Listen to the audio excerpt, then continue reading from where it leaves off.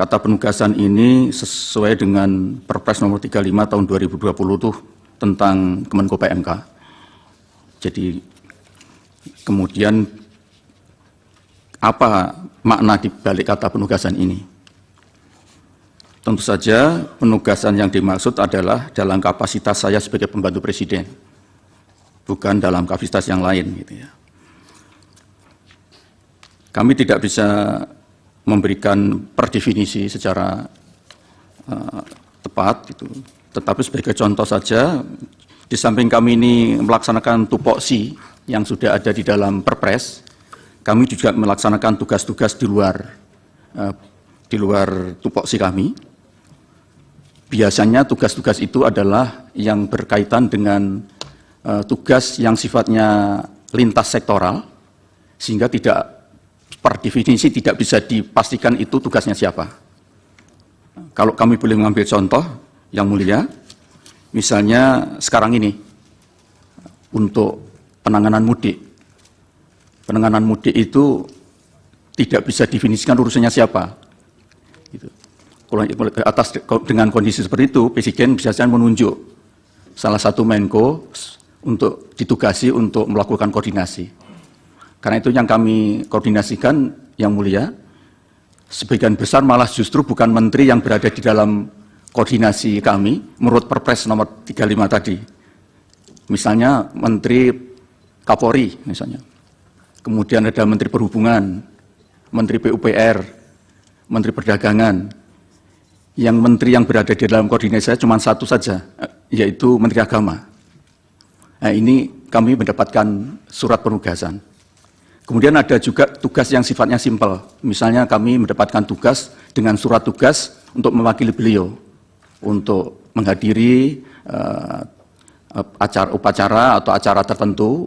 Di situ saya sebagai wakil dari mewakili beliau untuk menyampaikan pokok-pokok pikiran. Biasanya itu ada dari kepresidenan yang saya tinggal membaca, tapi kadang-kadang juga diberi wewenang penuh untuk kami menyampaikan sesuai dengan apa yang sudah ada pada kami. Demikian yang mulia yang bisa kami jelaskan.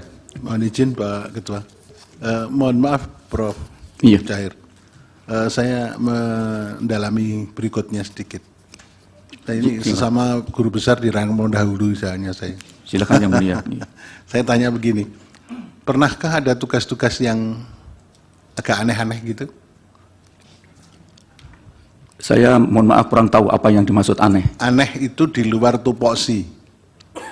Setahu saya tidak ada. Tidak ada ya. Tidak ada. Terima kasih. Ya. Mengenai seperti apa risiko sosial yang akan terjadi, dari kami, terutama Kemenko, baik kami Pak Erlangga dan Menko yang lain, dalam setiap suasana krisis, kita mengambil risiko yang paling kecil. Seperti kemarin misalnya COVID, itu kita ada parameter kita dengarkan dari para ahli, dari yang membidangi, kemudian kita mengambil risiko yang terkecil. Begitu juga dalam kaitan dengan El Nino. Rawan pangan El Nino ini kita tidak mau mengambil risiko, karena itu kita melakukan treatment dengan tingkat yang paling maksimal. Misalnya, di dalam memberikan bantuan pangan melalui Bappenas misalnya, kami mengambil level yang paling tinggi, yaitu 22 juta.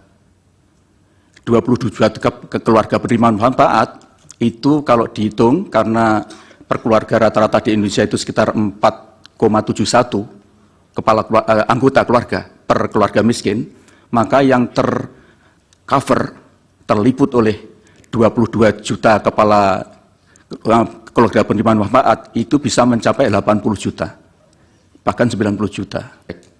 Seperti COVID kemarin misalnya, yang mulia, untuk data DTKS, karena kemarin suasana sudah mengalami anomali, maka kita tidak gunakan DTKS, tapi kita langsung mengambil data kemiskinan itu dari bawah, mulai dari RT RW, dari kepala desa, yang menurut prosedur mestinya harus diverifikasi di tingkat kabupaten, kita potong.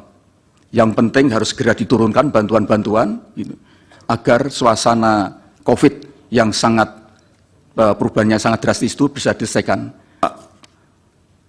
Asrosani, Pak Yang Mulia, mohon maaf Yang Mulia Bapak Arusani, tentang Perpres 63 2017.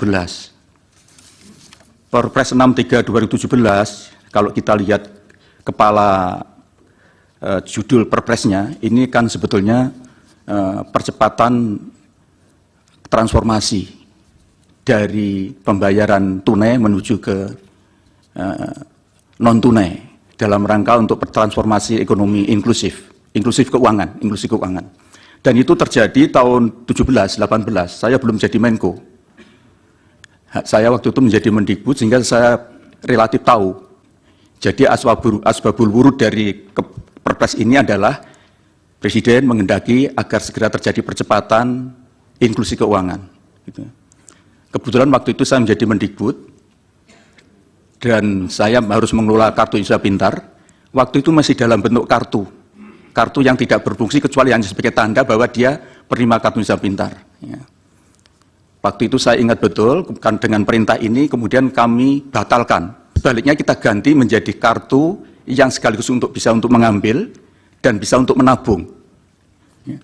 Dan itu supaya kita tidak mengeluarkan biaya, waktu itu kami undang semua Himbarat yang mengelola KIP untuk bagaimana supaya kita tidak kenai tarif untuk membuat kartu itu. Kemudian ada kesepakatan, dia mau asal uangnya yang masuk ditahan 1 bulan dulu.